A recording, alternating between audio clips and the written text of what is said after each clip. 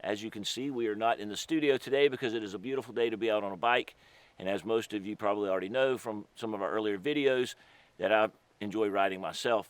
So over the years, having ridden for probably 42 years or so, I've learned quite a few things. And not all accidents can be prevented, but there are plenty of accidents that could have been prevented.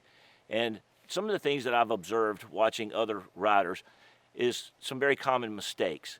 For instance, for a motorcycle takes 300 feet to stop going 40 miles an hour. Unfortunately, we see a lot of riders riding too close to the vehicle in front of them.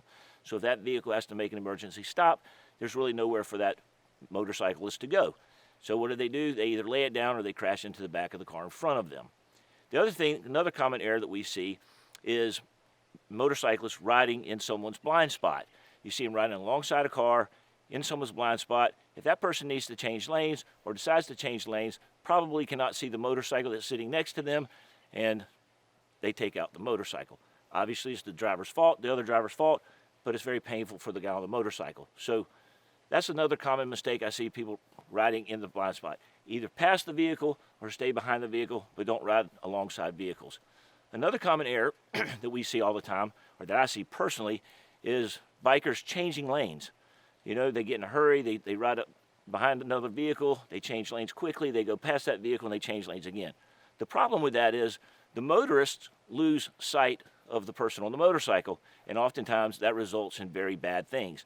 So that mistake can easily be avoided. Just take your time, enjoy the time on your motorcycle, don't get in a rush, don't change lanes, try to stay in one lane when at all possible.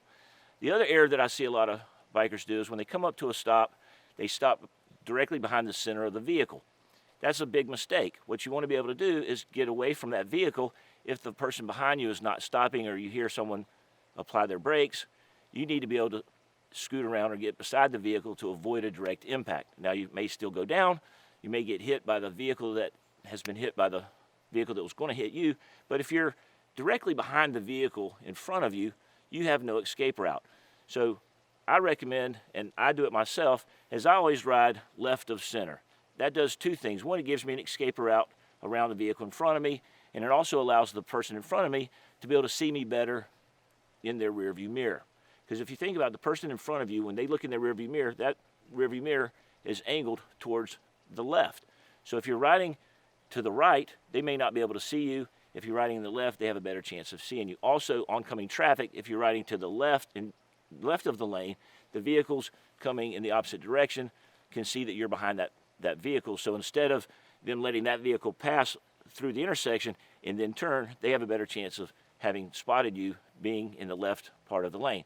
So these common mistakes we see all the time. Obviously, there's some other important tips. If you do not have to ride at night, don't ride at night. You think about how difficult it is for motorists to see you during the day. It's even more difficult for them to see you and judge the distance of one headlight coming towards them and the speed at which that vehicle is traveling. So if it's possible, don't ride at night. The other thing is also, if at all possible, avoid riding in the rain. We know this. Cars have a difficult time driving with dry conditions, wet conditions, especially here in South Carolina.